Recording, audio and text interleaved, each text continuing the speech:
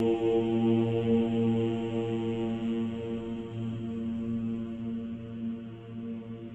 नमः शिवाय। भारत माता शिव शक्ति अवतार। आज है 6/10/2024। शिव बाबा की वाणी। रिवाइज डेट है 14/6/2019। बाबा ने कहा, बाप को पहचानने का आधार है विशेष प्यार। परम हितैषी, परम प्रिय, परम शिक्षक शिव बाबा अपने सिकिलदे मिलन के प्यासी पुरुषार्थी बच्चों को ईश्वरीय पढ़ाई का पेपर लेने के लिए बोले। अच्छा, सभी बच्चे तैयार हैं? कुछ भी हो जाए, कोई भी परिस्थिति आ जाए, बाप का हाथ और साथ तो नहीं छूटेगा। मूल्य चाहे कोई भी लगे, किसी भी मूल्य पर बाप का हाथ और साथ तो नहीं छूटेगा। पक्का नहीं छूटेगा ना? पेपर लेवे? अच्छा है। चारों तरफ देखो, चारों तरफ एक ही सभी बच्चों का संकल्प चल रहा है। बहुत बच्चे बाप से मिलना चाहते हैं, पर उनके पैरों में बेड़ियां हैं। कौन सी बेड़ियां? सबसे मोटी बेड़ी है देह अभिमान की बेड़ी। और फिर दूसरी बेड़ी क्या है? बड़ों की मत। अच्छा, तो भी गलत तो नहीं है ना? भल जज करो। जब बाप इतने समय से एक ही बात सुना रहे हैं तो जज करने की क्षमता नहीं है क्या? ताकत होनी चाहिए जज करने की, पहचान करने की ताकत होनी चाहिए, तो जज करेंगे ना। किसने पूछा बाबा से, बाबा एक आत्मा को मैसेज चाहिए। अच्छा, किसी बच्चे को कोई मैसेज चाहिए, पूछो कौन सा मैसेज? फिर बच्चे ने कहा, लेकिन उनको गुप्त मैसेज चाहिए, अर्थात और किसी को भी पता न चले। अब गुप्त मैसेज चाहिए तो गुप्त रूप में बैठकर बाबा को याद करे तो मैसेज यहाँ से मिलेगा। ऐसा कोई मैसेज बाप नहीं देगा। अगर सन्मुख बात पूछना है तो भले पूछे। अच्छा, और किसी को कोई मैसेज? फिर बच्चों ने सेवा समाचार सुनाया। बाबा की वाणी की रिकॉर्डिंग मधुबन में सभी को भेजा। वही सुन के सभी बच्चे हलचल में आ गए। क्या सोचेंगे? सबकी बुद्धि इतना खराब तो नहीं है ना कि बाप को पहचान नहीं सके? पर सबकी बेड़ियां हैं ना। आएंगे, गुप्त रूप में आएंगे, जरूर आएंगे। फिर बाबा ने बोला, और कोई मैसेज? अभी जो आत्माएं जुड़ रही हैं उनको क्या मैसेज देवे?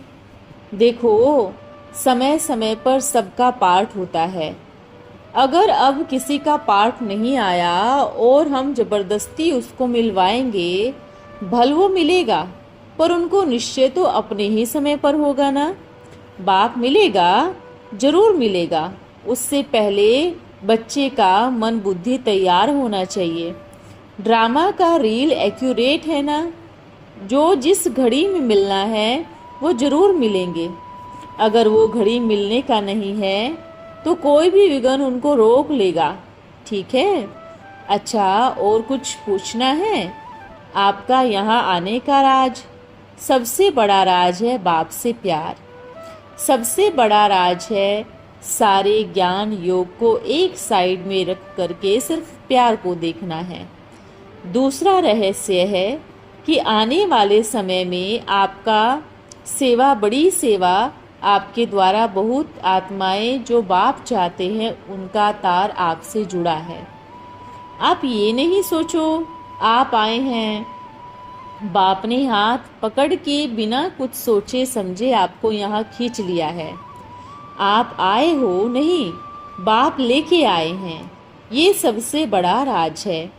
और कोई भी आत्मा कुछ पूछती है, फलाने के बारे में पूछो, तो उनको एक मैसेज जरूर देना कि सभी एडवांस पार्टी आत्माएं बाप की छत्र छाया के नीचे सेफ है। बाप जानता है और समय अनुसार मिलेगा भी। जब ड्रामा की सुई उस समय घूमेगी, सभी एडवांस पार्टी वाली आत्माएं बाप के सन्मुख आ जाएंगे। तो बच्चों को मैसेज दो, एडवांस वाली आत्माओं का फिक्र ना करे। सब बच्चे बाप की छत्र छाया में हैं। फिक्र करना है तो अपने पुरुषार्थ का करे। ज्ञानी बनना अच्छी बात है, लेकिन जो महाज्ञानी समझकर बाप के ड्रामा पर क्वेश्चन लगाते हैं, ऐसा हो ही नहीं सकता। वो ज्ञान थोड़ा ज़्यादा है। अगर बाप के लिए ऐसा सोचते हैं कि वो ऐसे नहीं कर सकता, तो फिर ज्ञान को नहीं समझा, बाप को नहीं समझा, बाप के ड्रामा के चक्र को नहीं समझा, और सबसे बड़ी बात, बाप की शक्तियों को भी नहीं समझा। बाप सर्वशक्तिवान है ना, ड्रामा का रचयिता है, सृष्टि का रचयिता है। अब हर रहस्य को हर एक बच्चे के सामने तो नहीं खोलेंगे ना। और शास्त्रों में भी गायन है कि बाप बहुरूपी है। कृष्ण को क्या दिखाते थे? बहुरूपिया कहते थे ना। तो वो सिर्फ कहने मात्र नहीं, वो सत्य है। अगर बच्चे इतने से ज्ञान को समझ ले तो वो है बाप के मीठे मीठे सगे बच्चे। अगर ड्रामा में हर एक आत्मा इस बात को मान लेवे तो नंबरवार पुरुषार्थ अनुसार का मतलब क्या है? कोई मतलब ही नहीं। समझो, सभी बच्चे कम से कम अपना 3 घंटे का चार्ट जरूर देखें। भल 3 घंटा बाप के सामने बैठते हैं, पर उनमें भी व्यर्थ विचार, व्यर्थ संकल्प, दूसरों के बारे में परचिंतन ज़्यादा चलता है। अगर बाप को समय देते हैं तो वह समय बाप का ही समय है। बाप के पास जिन बच्चों को आना है उनको कोई भी नहीं रोक सकता, क्योंकि कहते हैं ना, शरीर को भल बांध सकते हैं पर मन को नहीं बांध सकते, याद को नहीं बांध सकते। देखो, यही तो सभी बच्चों की परीक्षा है ना। अगर कोई भी कोई नई चीज तैयार करता है तो एक ही चीज होती है जो ओरिजिनल होती है, उसी के जैसी कहीं और जगह तैयार होती है। जो दिखेंगे ऐसे ही वही चीज रहेगी, लेकिन उसमें जो है वो वही पहचान सकता है जिसने शुरू में जो नेचुरल चीज बनाई है। और ये बात तो बाप ने पहले भी कहा कि चारों तरफ आवाज होगा कि बाप इधर आ रहा है, उधर आ रहा है। आवाज हुआ, अच्छे से हुआ। हाँ, भल चेक करो, जाओ चेक करो, जा सकते हैं, क्योंकि इतना शक्ति बच्चों के अंदर है कि कहीं भी चेक कर सकते हैं, जा सकते हैं। देखो, जाओ। अभी ये रहस्य भी गुप्त है, इसमें भी बड़े ते बड़ा कल्याण समाया है। यही तो ब्राह्मण बच्चों की परीक्षा है कि देखते हैं नकली हीरे में से असली हीरे की पहचान कौन करता है। पहचान, बड़ी पहचान। बाप सृष्टि का रचयिता है। बाप अपना कार्य कराने के लिए कुछ भी करेगा, कहाँ भी जाएगा, जहाँ बाप को लगेगा। एक ऐसा मुख्य कारण जो बाप इधर आए हैं, ये मुख्य कारण आपको पता है ना। एक ही मुख्य कारण है, और ये कारण जहाँ जहाँ बाबा आते हैं ना, जाओ चेकिंग करो और पूछो, एक मुख्य कारण बताओ कि बाप यहाँ क्यों आते हैं। मुख्य कारण सभी बच्चों को तो नहीं, लेकिन मुख्य बच्चों को पता है। ठीक है, कारण पता है ना।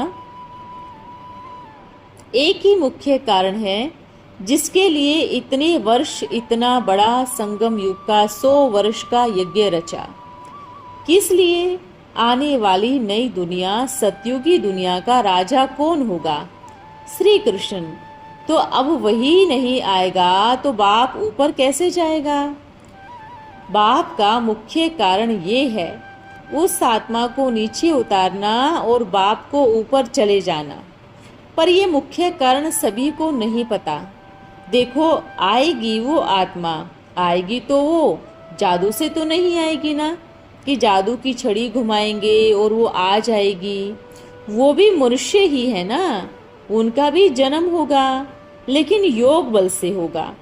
तो बाप जब तक उस आत्मा को सृष्टि पर नहीं लेके आते, तब तक बाप कैसे जा सकते हैं? बाप का एक वायदा सभी बच्चों को याद रहे कि बाप बच्चों के बिना परम धाम नहीं जाएंगे। ये बाप का वायदा है, साथ जाएंगे, लेकिन कैसे जाएंगे? अब चाहे बाप को शरीर बदलना पड़े। कई बच्चे कहते हैं ऊपर रह के काम कर सकते हैं ना बाबा। अच्छा, 100 वर्ष से पहले बाबा ऊपर ही तो थे, तो कौन सा कार्य किया? सिर्फ साक्षात्कार का कार्य कराया, स्थापना का कार्य नहीं कराया। जब तक बाप शरीर का आधार नहीं लेगा, बाप स्थापना का कार्य कैसे कराएंगे? तो बाप का वायदा सभी बच्चों को याद दिलाओ कि साथ रहेंगे और परम धाम में साथ चलेंगे। बाप बिना बच्चों के परम धाम नहीं जाएगा। अब जब बच्ची का शरीर ठीक नहीं तो बाप क्या करेगा? लेगा ना, शरीर ही तो बदली हुआ है। देखो बच्चे बाप के लिए भी क्या कहते हैं। अगर एक डिब्बी पुरानी हो जाती है, हीरा तो नया है ना, वही है। उस हीरे को निकाल के दूसरी डिब्बी में डाला। अब डिब्बी चेंज हुई है ना, हीरा थोड़ी ही चेंज हुआ है, हीरा तो वही है। बल बोलने दो। जो बच्चे ऐसे बोलते हैं दूसरा बाबा, तो बाप का पहचान नहीं है। बाप आया ही है बच्चों को साथ ले जाने के लिए। कोई नहीं, जरूर आएंगे। कहाँ जाएंगे? रास्ता तो एक ही है ना। बाप भी एक ही है, दूसरा या तीसरा नहीं है, एक ही है। तो कहाँ जाएंगे छोड़ के? पर थोड़ा थोड़ा चक्कर लगाएंगे ना। चक्कर लगाना भी जरूरी है। थोड़ा चक्कर लगाएंगे, आएंगे, जरूर आएंगे। प्यार है ना, बच्चों को प्यार है, तो बाप को छोड़कर कहाँ जाएंगे? कहीं नहीं जाएंगे। कोई बात नहीं बच्चे। भल डिस सर्विस उन बच्चों के लिए, लेकिन बाप के लिए तो बड़ी ते बड़ी सर्विस है। याद आई ना? सभी बच्चे शांत हो गए थे। बाबा कहाँ चला गया? बाबा तो आ ही नहीं रहा। अब कैसे होगा? ठंडे पड़ गए थे ना, अभी फिर थोड़ा गर्म किया। ऐसे तो बाप की याद आएगा ना। अगर ऐसे ही रहेंगे कि अभी तो बाप नहीं आ रहे, तो कैसे चलेगा? पता तो लगे कि बाप आ रहा है। भल वो दूसरा कहे, भल तीसरा कहे, कुछ भी कहे, याद तो आई ना। देखो अंदर में शांत नहीं है, उथल पुथल हो गई। कोई बात नहीं, आएंगे, जरूर आएंगे। कुछ और मैसेज? फिर बच्चों ने पूछा, बाबा सेवा कैसे करनी है? बाबा ने कहा पहले अपना संगठन को थोड़ा मजबूत बनाओ और आवाज एक ही निकले। ऐसे नहीं होगा, नहीं होगा, नहीं। एक ही शब्द निकले, मेरा बाबा ही है। दृढ़ता का एक ही बोल आपकी दृढ़ता बड़ी बड़ी महान आत्माओं को बाप के सामने ले आएगी। ठीक है? एक ही शब्द दृढ़ता। ठीक है? ये सेवा। भल आप 10 बच्चों को मिलाएंगे, पर जिन बच्चों को विशेष प्यार है ना, बाप को वही पहचानेंगे। कोई चेक करने आएगा, कोई देखने आएगा क्या है, और कोई मिलने आएगा। ठीक है ना? अच्छा, और कोई? बस अपना सेवा, अटेंशन। भल जो कार्य कर रहे हैं उसको करते रहो। देखिए आपके अंदर इतनी क्षमता है कि आप हर एक आत्मा को परख सकते हो। बाप नहीं चाहता कि बाप के बताने पर आपकी वृत्ति बदल जाए। आपका खुद का डिसीजन हो। पहचानो और पहचान कर हर कार्य पे अटेंशन दो। पर ऐसे हो नहीं सकता कि थोड़ा बहुत गड़बड़ ना कर रहा हो भी सकते हैं, हो भी रही है, लेकिन बाप के बारे में बताएंगे ना, मिलाएंगे ना, तो अच्छा रहेगा। फिर कोई गड़बड़ नहीं करेगा। ये शुभ भावना रखो। ठीक है?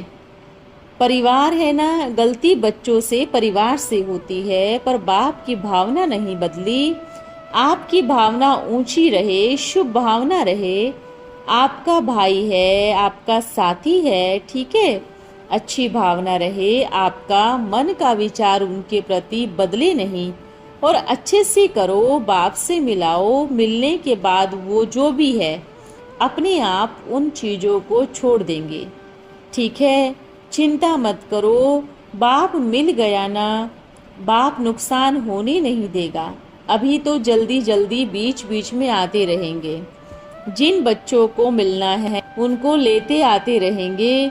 साथ हो, साथ रहना, बीच बीच में तो आएंगे ना, ठीक है। और कुछ देखो, अभी बाप की सेवा बाप के घर में ही शुरू हो जाएगी, उसका चिंता नहीं करो, ठीक है। और किसी को कुछ, फिर चले, अभी टोली लेके आओ। फिर बाबा ने सभी बच्चों को टोली खिलाई, बाबा ने सबको दृष्टि दी और विदाई ली। अच्छा, ओम नमः शिवाय। आज का वरदान है सर्व प्राप्ति स्वरूप भव। अव्यक्त स्थिति का अनुभव होता है। अव्यक्त स्थिति का अनुभव पावरफुल होता है। जितना हो सके उतना अपना समय व्यक्तिभाव से हटाकर अव्यक्त स्थिति में रहना। जितना अपने को मिटाना उतना ही अव्यक्त रूप में मिलाना। सदैव अव्यक्त मूर्त को सामने देख समान बनने का प्रयत्न करना। जैसा बाप वैसे बच्चे। अव्यक्त स्थिति में मेहनत कम और प्राप्ति अधिक होती है, इसलिए अव्यक्त स्थिति से सर्व प्राप्ति का अनुभव को बढ़ाओ। अच्छा, ओम नमः शिवाय।